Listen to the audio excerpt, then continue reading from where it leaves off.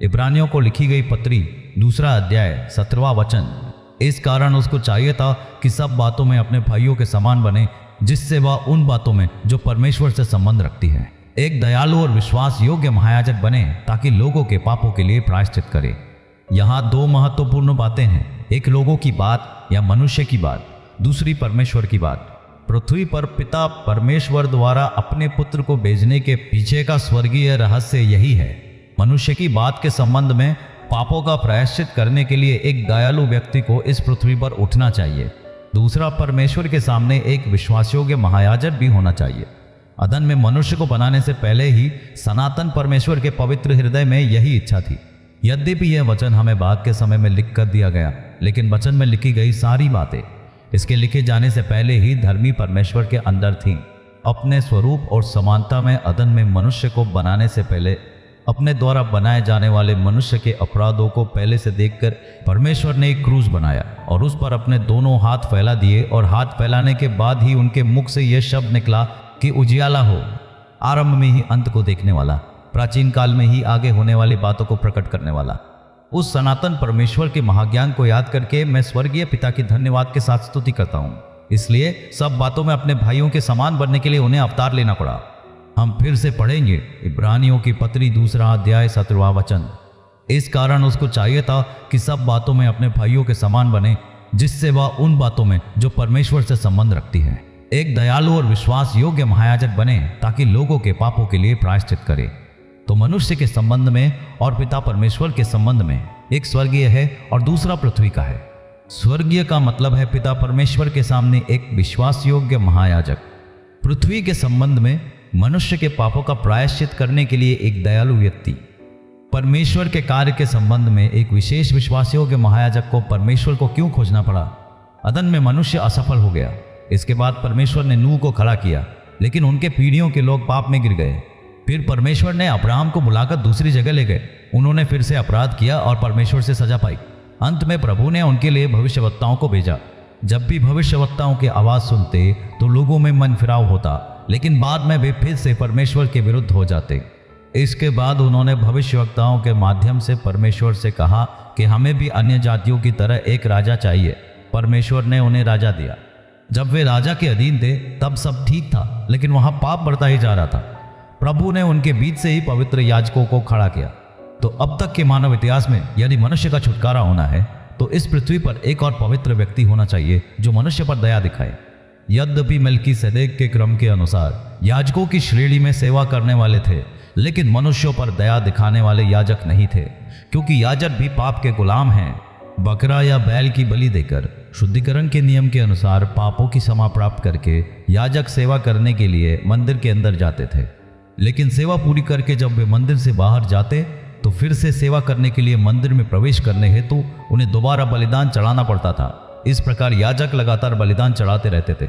अदन में प्रकट हुए पाप का अंश याजकों के अंदर होने के कारण वे मनुष्य के मामले में पूरी तरह से दया नहीं दिखा सकते थे। पृथ्वी पर मनुष्य पर दया दिखाने वाला महायाजक ही परमेश्वर के कार्य में विश्वासयोग्य महायाजक बन सकता है। इसलिए इन वचनों के माध्यम से पिता परमेश्वर मनुष्य से जो स्पष्ट रूप से बात कर रहे हैं, उन भागों को हमें प्रार्थना के साथ समझना चाहिए। मूसा हमारे लिए एक आदर्श व्यक्ति है, लेकिन जब वे मनुष्य पर दया नहीं दिखा सके तो उन्होंने परमेश्वर द्वारा लिख कर दी गई आज्ञाओं को फेंक कर तोड़ दिया। उस कारण से, जैसा कि यहूदा की पत्री में लिखा है, मिकाएल और शैतान मूसा के शरीर के संबंध में विवाद कर रहे हैं। प्रभु ने दाऊद जैसे पवित्र लोगों को खड़ा किया, फिर भी अपनी अभिलाषा के गर्भवती होने के बाद किसी और की पत्नी को अपनाने के लिए उन्होंने कठोर कार्य किया। शमूएल नामक शांत भविष्यवक्ता, एक बहुत ही धन्य भविष्यवक्ता, दान से लेकर बेरशेबा तक परमेश्वर और मनुष्यों के प्रति विश्वासयोग्य बने एक भविष्यवक्ता, उन्होंने अन्य जाति राजा अगाग को काट डाला। तो चाहे भविष्यवक्ता हो, राजा हो या याजक हो, कमजोर पड़ने वाले मनुष्य पर दया दिखाना किसी के लिए भी संभव नहीं है।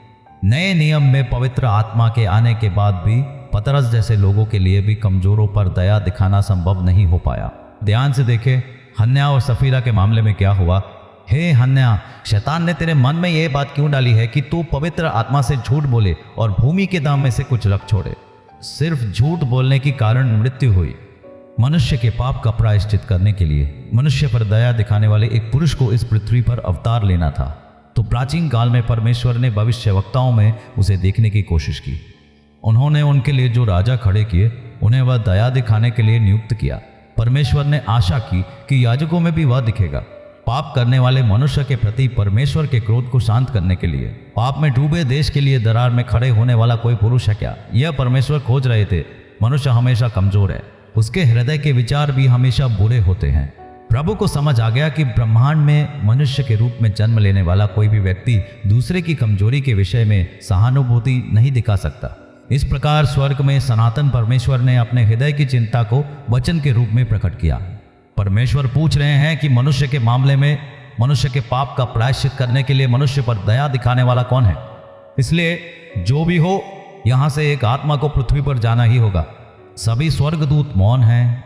वह आवाज सुनकर स्वर्गदूत क्यों चुप रहे? कम से कम मिकाएल कह सकते थे, पिताजी मैं जाऊंगा, या प्रभु के दूत जिब्राइल कह सकते थे, मैं जाऊंगा। स्वर्गदूतों के समूहों में से कोई एक कह सकता था, परमेश्वर मैं जाऊंगा। वहां स्वर्गदूतों का समूह मौन क्यों रहा? यदि उनमें जो सबसे ऊंचा था वह लूसीफर बिना शरीर धारण किए ही पाप में गिर गया, तो हम जो आराधना के संबंध में स्वर्ग में उतने प्रसिद्ध नहीं हैं। अमात्मिक प्राणियों में से यदि कोई शरीर धारण करके पृथ्वी पर जाए तो उसकी क्या दशा होगी? इतना ही नहीं, यहां से कई आत्माओं ने पृथ्वी पर शरीर धारण किया। मूसा सहित महान लोगों के जीवन को ये सब देख रहे हैं। वे यहूदा के गोत्र के गरजने वाले शेर दाऊद को जानते हैं। स्वर्गदूत जानते हैं कि वे भी पाप में गिर गए थे। यदि आत्मिक शरीर वाला लूसीफर, जिसने शरीर धारण नहीं किया था, गिर गया तो हमारा क्या होगा? इसलिए उन्होंने सोचा कि किसी भी तरह अनावश्यक मामले में दखल न दे, इस स्वर्ग में शांति से रहकर प्रभु की बातें सुनकर यहीं रहें। लेकिन पिता का मन दुखी हो गया, हमारे लिए कौन जाएगा? इस प्रकार परमेश्वर ने स्वयं मनुष्य बनकर इस पृथ्वी पर आने का निर्णय लिया। पिता परमेश्वर का दूसरा व्यक्तित्व जो पुत्र है, आत्मा में बाहर आया। पुत्र भी तो पिता से ही प्रकट हुआ है। उस पिता में जो पुत्र था वह बाहर आया और कहने लगा, पिताजी मैं जाऊंगा।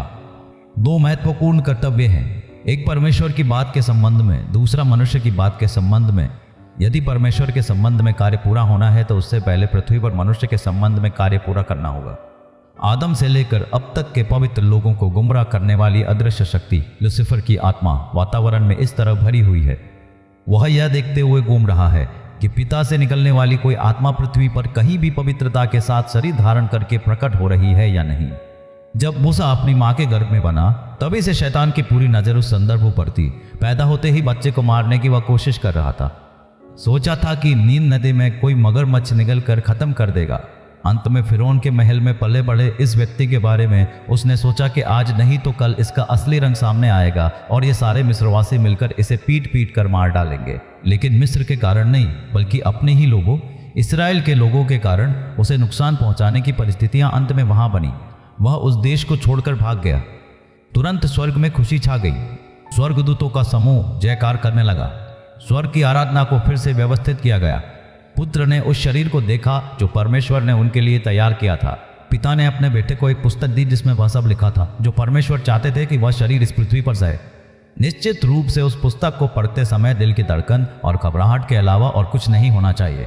उसमें लिखा है, उसका चेहरा इतना विरूप हो गया कि देखने पर लगे कि वह मनुष्य नहीं है। परमेश्वर ने पुत्र के लिए ऐसा सुंदर शरीर तैयार नहीं किया है जिसे देखकर कोई उसे चाहे। उनके 12 शिष्यों को देखे तो शायद पतरस या याकूब भी ऐसे होंगे जो दिखने में यीशु जैसे लग सकते थे, क्योंकि उसे सब बातों में भाइयों के समान बनना था। हम जानते हैं कि मूसा जन्म से ही सुंदर था। चेहरा देखने पर कितनी सुंदरता थी। परमेश्वर को समझ आ गया कि सुंदरता से काम नहीं चलेगा। न्यायों की पुस्तक में परमेश्वर ने अच्छी मांसपेशियों की ताकत वाले अच्छे न्यायों को खड़ा किया था। परमेश्वर को समझ आ गया कि शक्ति से कुछ नहीं होगा, यह सब दलीला की गोद में खत्म हो जाएगा।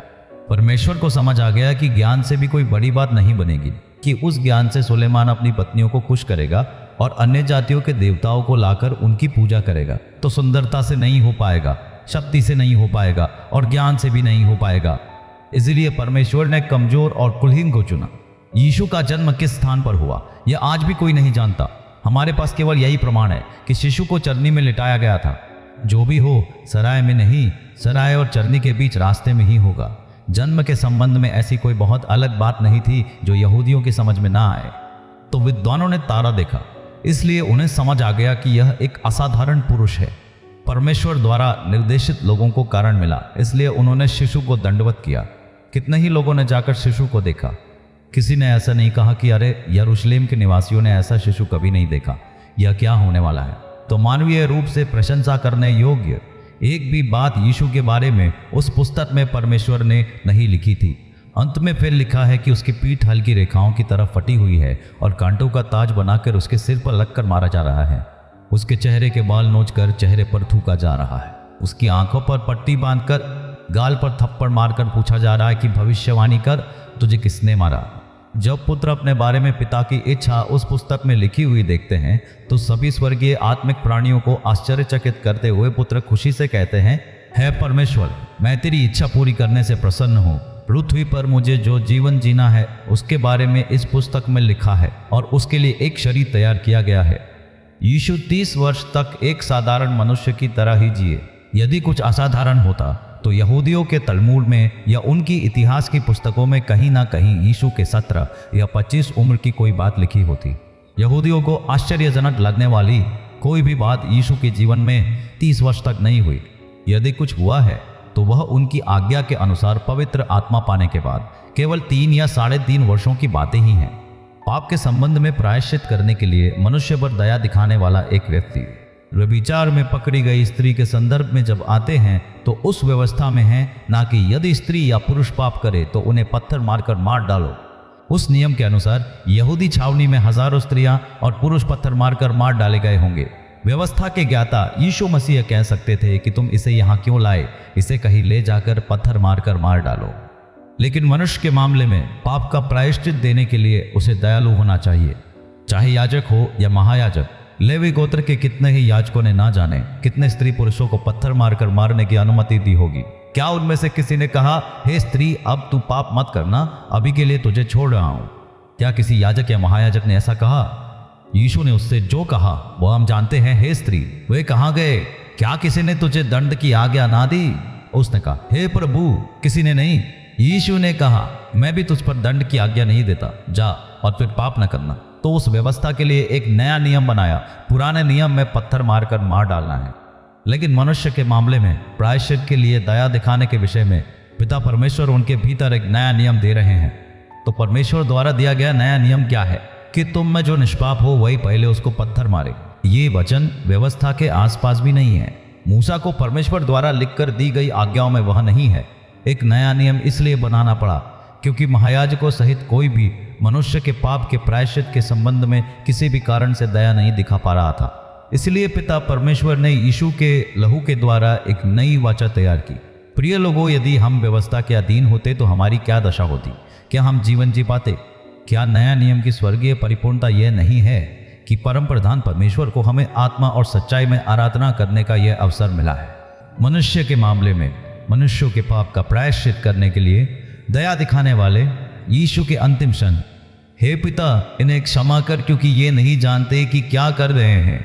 मैं सोचता हूँ कि यदि उस समय मूसा होते जिन्होंने पहले व्यवस्था को तोड़कर फेंक दिया था, तो वे क्रूस को उखाड़कर नीचे फेंक देते और उसी क्रूस को लेकर उन लोगों को मारकर ठीक कर देते।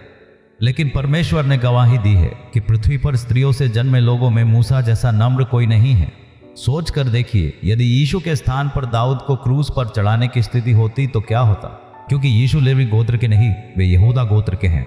तो यदि प्रभु ने यहूदा गोत्र के ही दाऊद को क्रूस पर चढ़ाने के लिए नियुक्त किया होता, मान लो दाऊद क्रूस पर हैं, वे अंत में क्या कहते?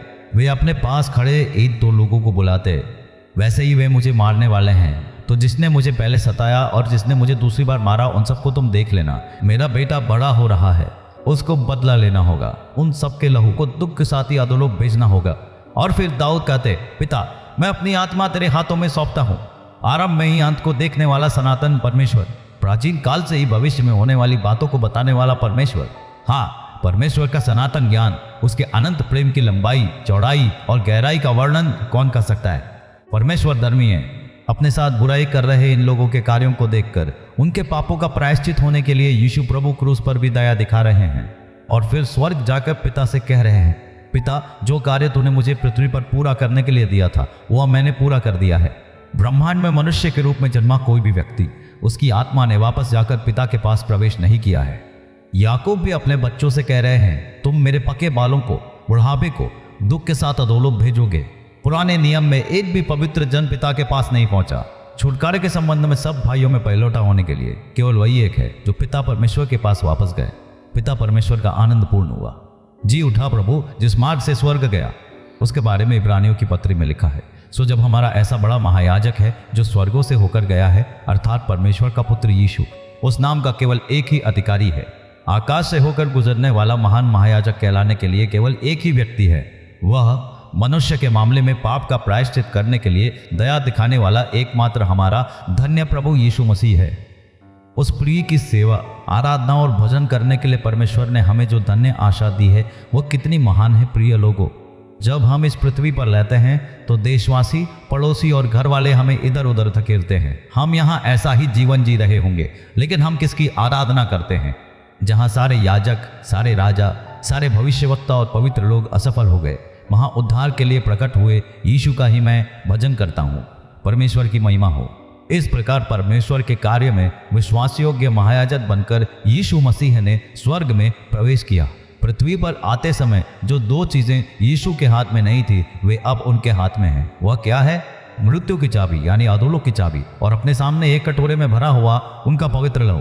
प्राचीन काल में वध किए गए मेमने के रूप में स्वर्ग में प्रकट हुए उस पुत्र का लहू अब वह स्वर्ग में वास्तविकता बन गया है। मृत्यु तेरी जय कहाँ रही? है मृत्यु तेरा डंक कहाँ रहा? अधोलोक और मृत्यु की चाबी अपने पास रखने वाले हमारे धन्य प्रभु, वह सनातन धन्य प्रभु ही हमारा परमेश्वर है। वह राजाओं का राजा और प्रभुओं का प्रभु विजेता होकर स्वर्ग में पिता की दाहिनी ओर विराजमान है। उसकी आंखें आग की ज्वाला जैसी है। वे आंखें कैसे मिली? मनुष्य के मामले में पाप का प्रायश्चित दिखाने के लिए दया दिखाने वाले प्रभु ने पिता की इच्छा के अनुसार अपने शरीर को पूर्ण दंड के लिए सौंप दिया। उसके बाद परमेश्वर द्वारा दी गई आत्मिक शक्ति से उनकी आंखें अग्निमय हो गई। जब पिता परमेश्वर सीने पर्वत पर उतरने के लिए तैयार हुए तो प्रभु ने मूसा से कहा, पर्वत के चारों ओर सीमा बांधनी होगी, कोई मनुष्य या भेड़ बकरी इसके आसपास भी नहीं आनी चाहिए। अगर आया तो उसका काम तमाम हो जाएगा। पर्वत शुद्ध किया जा रहा है। जब वह धर्मी परमेश्वर उस पर्वत पर उतर कर आया तो खाली हाथ नहीं आया। उसके दाहिने हाथ में एक अग्निमय व्यवस्था थी। मनुष्यों के लिए भलाई की बात करने वाले एक पवित्र लहू के बारे में लिखी हुई अग्निमय व्यवस्था। क्या मूसा उस व्यवस्था में समाये हुए पुत्र को देख पाया? अपनी सेवा के अंत में उसे एक पहाड़ पर खड़ा करके कनान देश को केवल धुंधला सा दिखाकर पिता परमेश्वर मूसा को वापस ले लेते हैं। लेकिन जब अपने बारे में प्रतिज्ञा पूरी करने का समय आया तो ताबोर पहाड़ पर जब उनका पुत्र रूपांतरित हुआ, तब परमेश्वर ने मूसा और एलिया को वहां भेजा। इस तरह मूसा पुत्र को देखता है। यद्यपि व्यवस्था के केंद्र बिंदु पुत्र को उस समय नहीं पहचान सके थे, लेकिन आत्मिक शरीर धारण कर चुके मूसा उस दिन पुत्र को पहचान सके। एलियाह के साथ खड़े होकर उन्होंने यीशु से क्या बात की? तो यरूशलेम में मरेगा। उसकी मृत्यु के बारे में भविष्यवाणी करने के लिए ही परमेश्वर ने उन्हें भेजा था। तेजो में परमेश्वर का पुत्र मनुष्य के मामले में और परमेश्वर के मामले में, मनुष्य के मामले में दया दिखाकर परमेश्वर के मामले में विश्वास योग्य बना। यीशु जब इस पृथ्वी पर शरीर में थे तब उन्होंने जो कुछ भी सहा, उस हर बात के संबंध में उनका आज्ञाकारी होकर अधीन होना इसलिए था ताकि वे परमेश्वर के कार्य में विश्वास योग्य बने। इस पृथ्वी पर हमारे लिए भी क्रूस का ही मार्ग है। जब आप इस पृथ्वी पर कष्ट सहते हैं तो क्या आप इस सोच के साथ जीते हैं कि यदि अभी 1000 रुपये खो गए तो 10,000 रुपये वापस मिलेंगे? यीशु ने इस पृथ्वी पर अपने अंतिम दिनों में परमेश्वर की इच्छा के अनुसार जो त्याग किया, क्या यीशु ने यह सोचकर खुद को सौंपा था कि परमेश्वर इस पृथ्वी पर कुछ वापस देंगे? पिता परमेश्वर के नाम के कारण ही पुत्र यहाँ वह अपमान सह रहा है। यीशु की मृत्यु से पहले इससे संबंधित कोई भी बात परमेश्वर ने उत्तर के रूप में नहीं दी थी। और तो और अंतिम दिन पिता परमेश्वर ने अपना मुख फेर लिया। पुत्र चिल्लाने लगा, है मेरे परमेश्वर, है मेरे परमेश्वर, तूने मुझे क्यों छोड़ दिया? कैसी पुकार है! पिता परमेश्वर की इच्छा को इतने त्याग के साथ पूरा करने के बाद भी अंत में पिता परमेश्वर ने अपना मुख छिपा लिया। फिर जी उठे प्रभु ही पिता को प्रत्यक्ष देखते हैं। इस वचन के द्वारा हमें क्या समझना चाहिए? यह इसलिए है ताकि आप उस व्यवस्था को समझें जिसके तहत पवित्र लोगों के लिए इस पृथ्वी पर कष्ट रखे गए हैं। कष्ट एक रहस्य है। परमेश्वर के कार्य के संबंध में एक विश्वास योग्य याजक बनने के लिए ही परमेश्वर ने हमें इस पृथ्वी पर कष्ट में रखा है। जैसे यीशु ने आदर्श दिखाया, वैसे ही हमें किसी भी मनुष्य की कमजोरी के प्रति सहानुभूति दिखानी चाहिए। मनुष्य आपके विरुद्ध चाहे जो भी चाल चले, आपको उन पर दया दिखानी आनी चाहिए। उस यीशु का जीवन इस पृथ्वी पर जीने के लिए ही हमें सत्य की आत्मा दान में दी गई है। उसके वचन के अनुसार इस पृथ्वी पर हमारे जीवन की जिम्मेदारियों को हमें पवित्र आत्मा की सहायता से समझना और जानना चाहिए। ये विचार आपके आत्मिक मनुष्य को बनाए। ये विचार आपके शारीरिक मनुष्य को दंडित करके गुलाम बनाए। ये विचार क्रूस का जीवन चाहने योग्य क्षमता बन जाए। परमेश्वर और मनुष्यों के प्रति निर्दोष विवेक बनने का अवसर मिले। मनुष्य के मामले में दयालु, चाहे विश्वासी हो या अविश्वासी, दूसरों के मामले में हमें दयालु होना चाहिए। भले ही वे हमारे विरुद्ध पाप करे, फिर भी उसके लिए प्रायश्चित देने योग्य दयालु बनकर हम जिए। जैसा पतरस ने कहा, तुम एक चुना हुआ वंश और राजपदधारी याजकों का समाज और पवित्र लोग और परमेश्वर की निज प्रजा हो, ताकि जिसने तुम्हें अंधकार में से अपने अद्भुत ज्योति में बुलाया है उसके गुण प्रकट करो। यह स्वर्गीय पदवी परमेश्वर ने हमें दी है ताकि हम राजा और याजक बने। राजा शासन करने वाला है, याजक सेवा करने वाला है। राजा से भी बड़ी सेवा याजक की सेवा है। परमेश्वर हमें पृथ्वी पर नहीं बल्कि स्वर्ग के राज्य में ऐसा याजक पद दे रहे हैं जो उन आत्मिक प्राणियों की सेवा करने के योग्य हो जिनमें स्वयं परमेश्वर शामिल है। एक ही बात, यदि मनुष्य के मामले में मनुष्य की कमजोरी पर, किसी भी पड़ोसी की कमजोरी पर, किसी भी रिश्तेदार की कमजोरी पर, साथ में काम करने वाले किसी भी कुटिलों की कमजोरी पर दया दिखाने का मन है, तो परमेश्वर के कार्य के संबंध में आत्मा हमें न केवल स्वर्ग के राज्य के शासक बल्कि स्वर्ग के राज्य में आत्मिक प्राणियों की सेवा करने वाले सेवक दल के रूप में बदल देगी। आइए हम आंखें बंद करें, हम प्रार्थना करें। हमारे स्वर्गीय पिता, ये वचन हमेशा हमसे बात करता रहे। आप दिनों भर अनुग्रह करते हैं। है धर्मी परमेश्वर, हम सबकी सहायता करें ताकि हम इस वचन को केवल सुनने वाले ही नहीं बल्कि इसका पालन करने वाले भी बने। यह वचन हमारे लिए न्याय का कारण न बने बल्कि यह वचन हमारे और हमारे बच्चों के लिए अनंत उद्धार का कारण बने। इस वचन के लिए हम समर्पित करते हैं यीशु के नाम में पिता, आमीन।